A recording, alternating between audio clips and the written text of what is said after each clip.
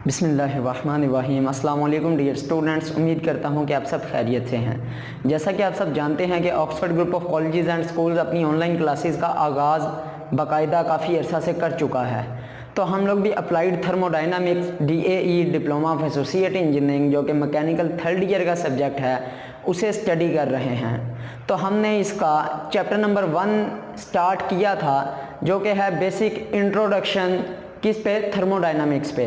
तो हम लोग काफ़ी सारा स्टडी कर चुके हैं कि थर्मोडाइनामिक्स क्या होती है, थर्मोडाइनामिक सिस्टम क्या है, सिस्टम की कितनी टाइप्स हैं। इसी तरह हम लोगों ने डिफरेंट प्रॉपर्टीज़ को हमने स्टडी किया, प्रेशर क्या, वॉल्यूम क्या होता है, वर्क डन क्या होता है, फोर्स क्या होती है। इसी तरह हम लोगों ने टेम्परेचर को स्टडी किया। तो आज हम लोग अपने एक इम्पोर्टेंट टॉपिक को यहाँ पे कवर अप करेंगे जो कि है लॉज ऑफ थर्मोडाइनामिक्स, कि थर्मोडाइनामिक्स के कवानीन क्या हैं, किन असूलों पर बेस करती है हमारी ओवरऑल थर्मोडाइनामिक्स। तो मेरी स्टूडेंट्स आप सब लोगों से रिक्वेस्ट है कि जिसने अभी तक हमारा ऑफिशियल यूट्यूब चैनल ऑक्सफोर्डियन सब्सक्राइब नहीं किया तो वो जल्दी से उसे सब्सक्राइब करे और बेल आइकन पर क्लिक करे ताकि हमारी आने वाली लेटेस्ट वीडियो आप तक पहुंचती रहे। तो स्टूडेंट्स, मैं आपको वेलकम करता हूं अपने लेक्चर में। तो हम लोग स्टार्ट करते हैं लॉज ऑफ थर्मोडाइनामिक्स।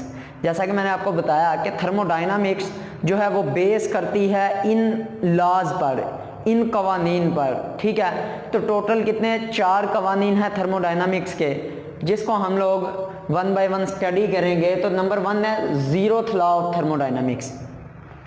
इसको ज़ीरोथ लॉ ऑफ थर्मोडाइनामिक्स इसलिए कहते हैं कि जब ये कानून मुतारफ़ करवाया गया तो थर्मोडाइनामिक्स के फर्स्ट लॉ ऑफ थर्मोडाइनामिक्स और second law of thermodynamics already उस पर अमल किया जा रहा था।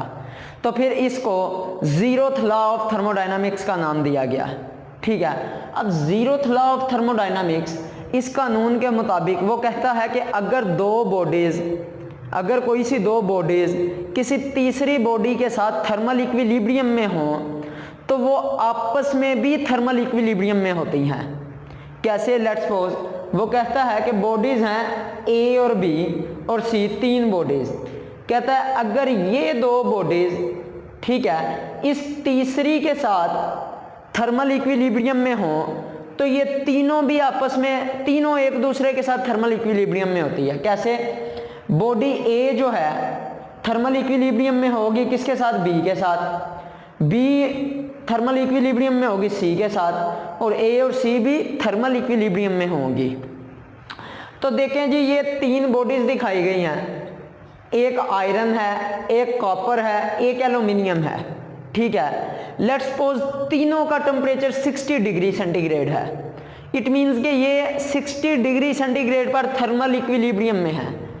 तो इस दौरान क्या होगा कि ये तीनों बॉडीज ना तो अपनी हीट या टेम्परेचर ट्रांसफ़र कर सकेंगी एक दूसरे को, और ना ही ये अपने मैस या मैटर को ट्रांसफ़र कर सकेंगी। तो क्या होता है, ज़ीरोथ लॉ ऑफ थर्मोडाइनामिक्स क्या बताता है कि अगर 3 बॉडीज़ में से 2 तीसरी के साथ थर्मल इक्विलिब्रियम में है तो वो तीनों एक दूसरे के साथ थर्मल इक्विलिब्रियम में होंगी। या अगर 2 बॉडीज़ किसी तीसरी बॉडी के साथ थर्मल इक्विलिब्रियम में है तो वो दोनों आपस में भी थर्मल इक्विलिब्रियम में होंगी, जिसको हम लोग हरारती तवाज़ुन बोलते हैं। तो ये तो था थर्मोडाइनामिक्स का ज़ीरोथ लॉ ऑफ थर्मोडाइनामिक्स। अभी हम लोग स्टडी करते हैं फर्स्ट लॉ ऑफ थर्मोडाइनामिक्स को। फर्स्ट लॉ ऑफ थर्मोडाइनामिक्स जो है ये basically law of conservation of energy की ही एक फॉर्म है। तो law of conservation of energy हमें पता है कि एनर्जी को हम लोग ना तो ख़त्म कर सकते हैं, ना ही एनर्जी को हम पैदा कर सकते हैं, लेकिन इसको एक हालत से दूसरी हालत में कन्वर्ट कर सकते हैं। कैसे? जैसा कि मैंने कल एक एग्जांपल दी थी कि हमारे पास बॉयलर इस्तेमाल करके हम हीट एनर्जी बॉयलर को प्रोवाइड करते हैं तो वो स्टीम बना देता है। स्टीम उस हीट एनर्जी को कन्वर्ट कर देती है मैकेनिकल एनर्जी में। मैकेनिकल एनर्जी जब हम लोग उस पे टरबाइन पर लगाते हैं तो टरबाइन वर्क करती है, जिसके साथ टरबाइन की शैफ्ट के साथ हम जनरेटर अप्लाई किया गया होता है। तो हम लोग बेसिकली क्या कर रहे होते हैं, हीट एनर्जी को कन्वर्ट करते हैं मैकेनिकल एनर्जी में, मैकेनिकल एनर्जी को कन्वर्ट करते हैं इलेक्ट्रिकल एनर्जी में। तो होता क्या है कि एनर्जी को ना ख़त्म किया जा सकता है ना पैदा किया जा सकता है, एक हालत से दूसरी हालत में तब्दील किया जा सकता है। तो जो फर्स्ट लॉ ऑफ थर्मोडायनामिक्स है वो इसी की एक फॉर्म है। फर्स्ट लॉ ऑफ थर्मोडायनामिक्स में कहता है the heat and mechanical work are mutually convertible. कहता है जो हरारत और मैकेनिकल वर्क है ना, जो हीट एनर्जी या मैकेनिकल वर्क है, वो बाहमी तौर पर एक दूसरे में तब्दील हो जाते हैं। तो फर्स्ट लॉ ऑफ थर्मोडायनामिक्स को हम लोग इस इक्वेशन से डिनोट करते हैं, Q is equal to du plus W। यहाँ पे स्टूडेंट होता क्या है, Q होती है हमारे पास heat transfer to a body, कि बॉडी में से जो हीट ट्रांसफर होगी, मुंतकिल होगी। du हमारे पास होता है चेंज इन इंटरनल एनर्जी, के हीट सप्लाई करने से उस बॉडी में जो एटम या मॉलिक्यूल्स हैं उनकी इंटरनल एनर्जी जो है उस पर क्या असर आएगा, क्या चेंजिंग्स हमारे पास क्रिएट होंगी। W हमारे पास होता है work done by the body, कि बॉडी का आखिर वर्क डन, क्या बॉडी हमें वर्क डन देती है। ठीक है, होता क्या है हमारे पास इस डायग्राम में आए तो ये मेरे पास एक थर्मोडायनामिक सिस्टम दिखाया गया है। ठीक है, जिसमें थर्मोडायनामिक सिस्टम है जो कि सिलेंडर और पिस्टन, ये मेरे पास क्या है, ये हमारे पास है पिस्टन, ये हमारे पास क्या है, गैस सिलेंडर। ठीक है, हमारे पास एक थर्मोडायनामिक सिस्टम दिखाया गया है जो कि सिलेंडर और पिस्टन पर है।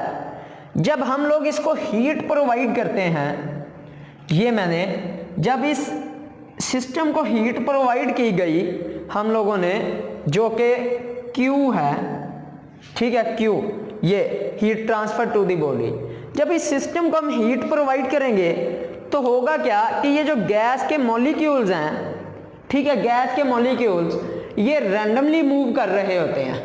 ठीक है, अब होगा क्या कि ये इनकी जो स्पीड है ना, जब हम लोग हीट देंगे तो increase the speed of molecules, molecules की जो स्पीड है वो इंक्रीज हो जाएगी। ठीक है, इंक्रीज हो जाएगी, ये एक दूसरे से टकराने लग जाएंगे, इनकी स्पीड बढ़ जाएगी। उसके साथ साथ increase the temperature of the molecules, ये जो गैस के मॉलिक्यूल्स हैं इनका टेम्परेचर भी इंक्रीज हो जाएगा। जब स्पीड भी बढ़ गई, टेम्परेचर भी बढ़ गया, तो होगा क्या, इन मॉलिक्यूल्स का प्रेशर भी इंक्रीज हो जाएगा। जब प्रेशर इंक्रीज होगा तो फर्स्ट स्टेट में जब हमने हीट प्रोवाइड की तो क्या हुआ, इसका स्पीड भी बढ़ गई, टेम्परेचर भी बढ़ गया, प्रेशर भी बढ़ गया। वो प्रेशर जो है वो अप्लाई होगा इस पिस्टन पर। तो होगा क्या स्टूडेंट्स कि जब पिस्टन पर प्रेशर लगेगा तो हमारा पिस्टन अपवर्ड डायरेक्शन में मूव करेगा, जो कि फिर ये स्टेट 2 आ जाएगी हमारे पास। यहां तक पिस्टन ने मूव किया तो होगा क्या कि गैस के जो मॉलिक्यूल्स हैं वो फिर इस पूरे सिस्टम में फैल जाएंगे। ठीक है, इस पूरे सिस्टम में तो हमारा होगा क्या, हमने जो हीट सप्लाई की उसके नतीजे में असर क्या हुआ कि इस हीट की कुछ मिकदार मॉलिक्यूल्स ने अपने अंदर अब्जॉर्ब कर ली in the form of internal energy, और कुछ फॉर्म जो होगी हीट की that will be convert into work. अब होगा क्या, यही हमें थर्मोडायनामिक्स का पहला जो कानून है, जो पहला उसका लॉ है, असूल है, वो बताता है the heat and mechanical work are mutually convertible. Q is equal to, ये जो हमने हीट इसको दी ये किस में डिवाइड हो जाती है, 2 हिस्सों में, change in internal energy plus W जो वर्क उसने किया, चेंज इन इंटरनल एनर्जी। देखें जब ये दूसरी स्टेट में आ गया तो जो इंटरनल एनर्जी थी मॉलिक्यूल्स की स्टेट 1 में वो डिफरेंट थी, स्टेट 2 में डिफरेंट हो गई। तो डेल्टा U को हम लोग लिख लेते हैं U2 माइनस U1। तो हमारा ये जो है फार्मूला ये हो जाता है Q is equal to U2 minus U1 plus W। ठीक है, तो ये बेसिकली थर्मोडायनामिक का फर्स्ट लॉ ऑफ थर्मोडायनामिक्स है कि हम लोग जो हीट सप्लाई करते हैं उसकी कुछ मिकदार तो इन मॉलिक्यूल्स अपने अंदर अब्जॉर्ब कर लेते हैं इन the form of internal energy, और कुछ जो मिकदार होती है वो वर्क डन करवा देती है। तो at the end the heat and mechanical work are mutually convertible. तो होता क्या है कि जो हीट होती है वो कन्वर्ट हो जाती है किसमें, वर्क डन में। तो ये था हमारा फर्स्ट लॉ ऑफ थर्मोडायनामिक्स। अभी हम लोग स्टडी करते हैं इसका सेकंड लॉ ऑफ थर्मोडायनामिक्स। जी अजीज तलबा, तीसरे नंबर पे जो लॉ ऑफ थर्मोडायनामिक है वो है सेकंड लॉ ऑफ थर्मोडायनामिक्स। तो जैसा कि हमने अभी first law of thermodynamics study किया, तो according to first law of thermodynamics हमने बयान किया कि जो हीट होती है वो कन्वर्टेबल होती है into work. Heat and mechanical work are mutually convertible. लेकिन और फिर हमने स्टडी किया जो फर्स्ट लॉ ऑफ थर्मोडायनामिक्स है वो फॉर्म है एक किसकी, law of conservation of energy की, कि एनर्जी को हम एक फॉर्म से दूसरी फॉर्म में कन्वर्ट कर सकते हैं। ठीक है, लेकिन जो फर्स्ट लॉ ऑफ थर्मोडायनामिक्स है वो हमें डायरेक्शन और कंडीशन नहीं बताता कि किस कंडीशन और किस डायरेक्शन में हम लोग एनर्जी को कन्वर्ट कर सकते हैं।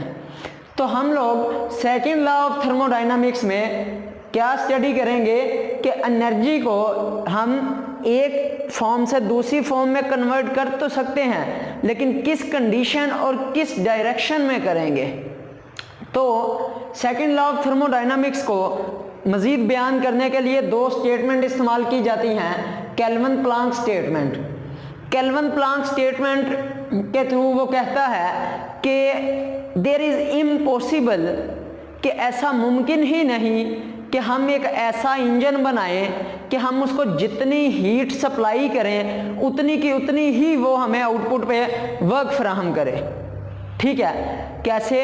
हम लोगों ने हीट इंजन को स्टडी किया था कि हीट इंजन एक ऐसी डिवाइस है जो हीट एनर्जी को मैकेनिकल वर्क में कन्वर्ट करती है, लेकिन पूरी की पूरी हीट एनर्जी को मैकेनिकल वर्क में कन्वर्ट नहीं करती।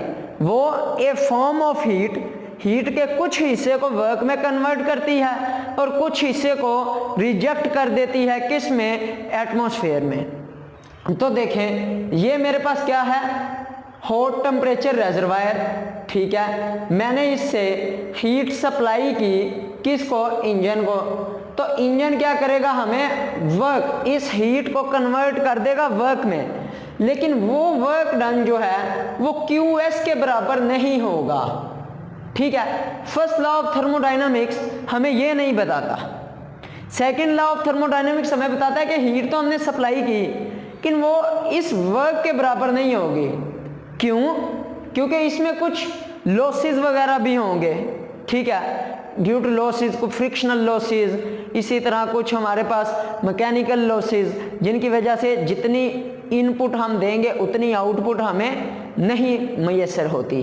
तो होता क्या है कि इस केस में देखें, कुछ जो हमारे पास होगी हीट, ये क्या है जी, हीट सप्लाई, जो हमने हीट सप्लाई की किसे? इंजन को। कहां से? हॉट टेम्परेचर रेजर्वायर से। ठीक है, तो इस हीट की QS की कुछ मिकदार वर्क में कन्वर्ट हो जाएगी, तो कुछ इंजन क्या करेगा? QR, heat rejected. QR क्या है? हीट रिजेक्टेड, रिजेक्ट कर देगा किस में? लो टेम्परेचर रेजर्वायर, जिसको हम लोग सिंक बोलते हैं या एटमॉस्फेयर कह सकते हैं। तो ये देखिए, ये उसने क्या डायरेक्शन शो की है, किस चीज की? किस चीज की डायरेक्शन शो किया कि जो हीट है वो हॉट टेम्परेचर रेजरवायर से लो टेम्परेचर रेजरवायर की तरफ मूव करती है। ठीक है, तो हमारे पास ये जो वर्क डन होगा ये बराबर हो जाएगा QS minus QR। Clausius statement के अकॉर्डिंग वो कहता है कि हमारे पास जो हीट फिनोमिना है कि हीट हाई टेम्परेचर से लो टेम्परेचर की तरफ मूव करती है। ठीक है, लेकिन अगर हमने हीट को कोल्ड बॉडी से हॉट बॉडी की तरफ मुंतकिल करवाना हो तो हमें कोई ना कोई डिवाइस का इस्तेमाल करना पड़ता है। हम लोग नेचुरली हीट को लो टेम्परेचर से हाई टेम्परेचर की तरफ ट्रांसफ़र नहीं कर सकते।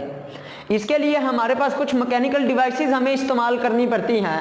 हमें सिस्टम पर वर्क करवाना पड़ता है। यहाँ पे तो सिस्टम वर्क करके देता है, वह हम लोग सिस्टम पर वर्क करते हैं। इसकी कुछ एग्जांपल जैसे रेफ्रिजरेशन हमारे पास होता है, पंप होता है। रेफ्रिजरेशन में हम लोग क्या करते हैं, हम लोगों ने कूलिंग, हमें कूलिंग रिक्वायर्ड होती है, तो हम लोग क्या करते हैं कि टेम्परेचर को, लो टेम्परेचर को हाई टेम्परेचर में करते जाते हैं, फेंकते जाते हैं। अब उसके लिए हमारे पास क्या कंप्रेसर इस्तेमाल होता है। ठीक है, अब ये जो डिवाइस है इसको हमें वर्क देना पड़ता है। कैसे, कंप्रेसर को हम लोग इलेक्ट्रिकल एनर्जी फ्राहम करते हैं। ठीक है, तो वो क्या करता है, फिर हमारी ये जो कोल्ड बॉडी से जो हीट होती है उसको रेफ्रिजरेशन के तरीके में हम लोग हॉट बॉडी में कन्वर्ट कर सकते हैं।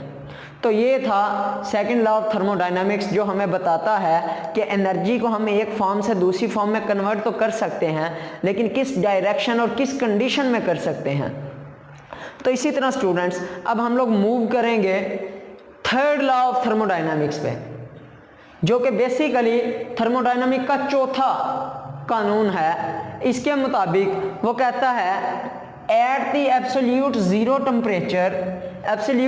टेम्परेचर पर the entropy of a perfect crystal of a substance is zero. वो कहता है कि किसी भी चीज के परफेक्ट क्रिस्टल की एंट्रोपी एब्सोल्यूट जीरो टेम्परेचर पर क्या हो जाती है, एंट्रोपी एब्सोल्यूट जीरो टेम्परेचर पर जीरो हो जाती है। तो इसमें बेसिकली हम लोग इन तीन चीजों को डिस्कस करते हैं। एब्सोल्यूट जीरो टेम्परेचर क्या होता है, एंट्रोपी क्या होती है, और परफेक्ट क्रिस्टल क्या होता है। ठीक है, तो आपको एंट्रोपी पता होना चाहिए क्या होता है। Entropy basically measures of disorder. अब डिसऑर्डर क्या चीज है कि ये देखें, ये मेरे पास एक सिस्टम है जिसमें वाटर है। अब होगा क्या कि जब मैं इसे हीट सप्लाई करूंगा तो अब इसके वाटर के जो मॉलिक्यूल्स हैं वो रैंडमली मूव कर रहे हैं। ठीक है, रैंडमली मूव कर रहे हैं, तो डिसऑर्डर उनका यहाँ पे क्या होगा, लो होगा। जब मैं उन्हें हीट प्रोवाइड करूंगा तो उससे उनकी स्पीड में इजाफा हो जाएगा। स्पीड में इजाफा होने से प्रेशर और टेम्परेचर भी इंक्रीज हो जाएगा। तो होगा क्या कि जब स्पीड इंक्रीज होगी तो वो आपस में तेजी से जब टकराएंगे तो डिसऑर्डर भी क्या हो जाएगा, हाई हो जाएगा। तो मेजर्स ऑफ डिसऑर्डर क्या होता है, एंट्रोपी। एब्सोल्यूट जीरो टेम्परेचर क्या होता है, मैंने पिछले लेक्चर में आपको बताया था कि एब्सोल्यूट टेम्परेचर वो मिनिमम टेम्परेचर होता है किसी चीज का जिससे नीचे उसका टेम्परेचर नहीं मेजर किया जा सकता। ठीक है, अब एब्सोल्यूट जीरो टेम्परेचर पर जो जिस्म होता है उसके जो मॉलिक्यूल्स की स्पीड होती है वो ना होने के बराबर होती है। जब ना होने के बराबर उसकी स्पीड होती है तो देन होगा क्या कि उसकी जो एंट्रोपी होगी, डिसऑर्डर जो होगा, जो नहीं होगा, वो क्या हो जाएगा, जीरो हो जाएगा। ठीक है, एब्सोल्यूट टेम्परेचर की समझ आ गई आपको। इस दौरान इसमें हमारा जो सिस्टम होता है वो परफेक्ट क्रिस्टल की शेप इख्तियार कर लेता है। परफेक्ट क्रिस्टल क्या होते हैं कि जब देखें हमारे पास ये है, जब बिल्कुल ये एब्सोल्यूट जीरो टेम्परेचर पर आ जाएगा तो इसके मॉलिक्यूल जो हैं वो बिल्कुल एक सेम साइज में हों और बिल्कुल अरेंज्ड हों, अलाइंड हों, तो होगा क्या कि उनके दरमियान जो मूवमेंट होगी, उनकी जो स्पीड होगी वो बिल्कुल ख़त्म हो जाएगी, ना होने के बराबर होगी। तो वो क्या परफेक्ट क्रिस्टल बन जाते हैं। तो थर्मोडायनामिक्स का थर्ड लॉ हमें क्या बताता है, at the absolute zero temperature पर the entropy of a perfect crystal of a substance, किसी भी चीज़ के परफेक्ट क्रिस्टल की एंट्रोपी क्या हो जाती है, ज़ीरो हो जाती है। तो ये था स्टूडेंट्स हमारा आज का लेक्चर, जिसमें हम लोगों ने लॉज ऑफ थर्मोडायनामिक्स को स्टडी किया, जिसमें हमने number 1 zeroth law of thermodynamics, number 2 first law of thermodynamics, number 3 second law of thermodynamics and number 4 हमने थर्ड लॉ ऑफ थर्मोडायनामिक्स को स्टडी किया। तो मैं उम्मीद करता हूँ स्टूडेंट्स कि आपको आज के लेक्चर्स की अच्छे तरीके से समझ आ गई होगी।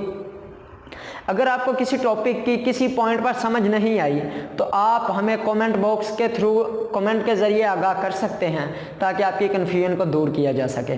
तो इंशाल्लाह स्टूडेंट्स हमारे नेक्स्ट लेक्चर तक हमें इजाज़त दें और अपना ख्याल रखें। अल्लाह हाफिज़।